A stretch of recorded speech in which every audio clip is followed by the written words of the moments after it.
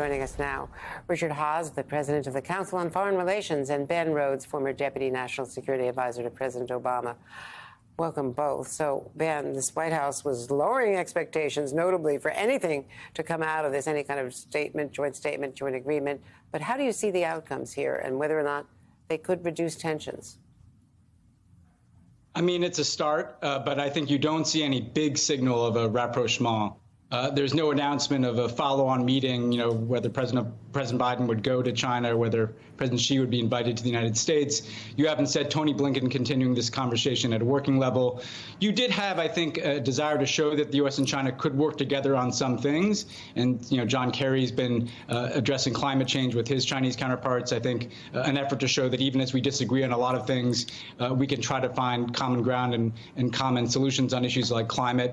But really, I think what comes out of the meeting is the list of things where we have differences. And Taiwan, obviously, high up on that list, issues related to the global economy, technology, the increasing kind of industrial policy focus of the Biden administration that's further breaking apart supply chains between the United States and China. Really, we've entered a period in which this is a competition.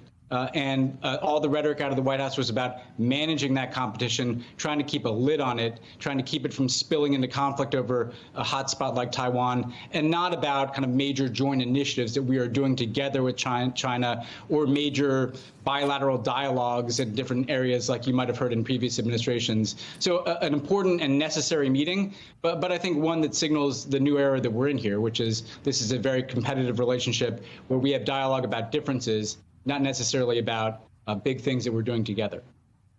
And Richard, as far as I know, the military-to-military exchanges stopped, especially with the Pelosi visit to Taiwan and all of the tension there. So I don't know if that's been restored. But also the one China policy, which was always kept to be ambiguous for, decades. So is she going to trust that? They did reiterate it today, given that 3 times Mr. Biden has explicitly said the U.S. will defend Taiwan instead of leaving that unstated. Just to be clear, Andrea, the occasions the president has said the United States would defend Taiwan is totally consistent with the one China policy. The one China policy just essentially we acknowledge China's position and the whole question of final status, the ultimate relationship between Taiwan and the mainland is to be worked out by both sides without coercion. And that's our point of view. The idea that we would potentially go to bat for Taiwan, which I happen to think is a necessary and good idea, that no way is inconsistent with the policy. That's just a unilateral American stance meant to deter China and meant to reassure Taiwan and Japan. And the president today was very consistent. He also made clear his opposition to unilateral action by either side. That means China, the mainland, ought not to use force. Taiwan ought not to declare independence. Essentially, both sides have finessed this extraordinarily well for nearly half a century. And I think what we would like to do is see that continue. It's China more than anyone else that's been getting impatient, getting more muscular.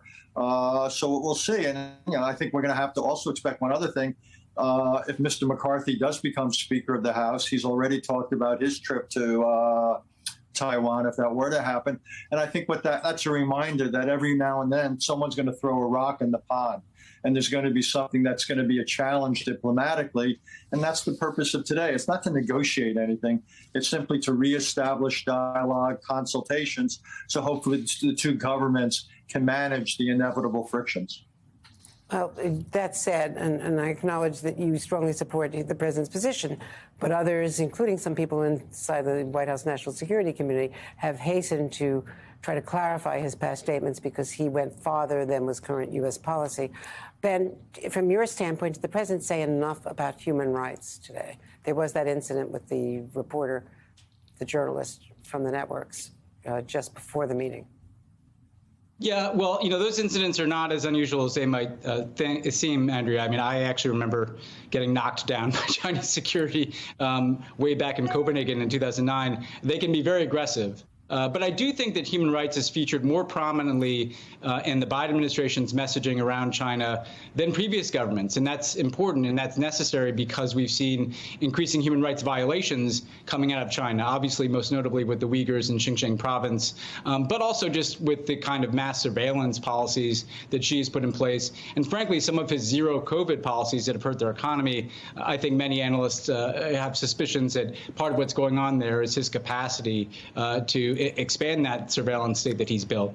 It didn't feature in the messaging from President Biden as much today, but I do think he's brought it to the forefront of the relationship. And frankly, it interacts with what's happening in Taiwan, because part of what's happening in Taiwan is you have a country that has taken steps to strengthen, or a country, Taiwan, you have a country that thinks of itself as a country that's not formally declared independence, but that has taken steps to strengthen its democracy and has taken steps to improve relationships with other democracies. And you saw the Biden administration include Taiwan in a summit of democracies, which was a provocative step towards China. So I think this all does come down to the framework that President Biden has put on democracies versus autocracies. Russia's obviously at war, but China represents the future competitive model with the United States. And I think that's a part of the competition going forward, too. And looking at these two leaders, Richard, the president said he felt empowered after the midterms going into these meetings, that he felt empowered because of the results for Democrats over Republicans in the midterm elections. But there's no comparison. You know, the Chinese have a long view, as you know, better than anyone. They're looking at a man with 2 years left, a man, you know, with where the age consideration has been raised by many people in his own party, with a bad poll number, and they're looking at themselves, China, where Xi Jinping, with all the problems that China still has, and Ben has pointed out COVID and a number of others domestically, he was just made dictator for life if he wants, right? You know, let me say two things. One is that even though President Biden might only have 2 more years in the White House, there's no reason to believe that his successor would change things. This is a rare area of bipartisan consensus. And I'm hard-pressed, Andrew, to see much, if any, difference between the Trump administration's policy on China and the Biden administration's. They're both very tough. Secondly, I wouldn't underestimate the problems that Xi Jinping faces. His inbox is not one to be envied. Ben already mentioned COVID. You've got a much slowed economy. You've got water shortages. You've got more than 10 million unemployed young people. You've got demographic decline. He hitched his wagon to Vladimir Putin at, shall we say, a rather inopportune time. So, yes, he's got a 3rd term. But I don't think he's coming to this meeting with a particular position of strength. All things being equal, the last few weeks have been much better for Joe Biden than they've been for Xi Jinping. Really good points, Richard Haass, Ben Rhodes. We really appreciate both of your expertise. Thank you.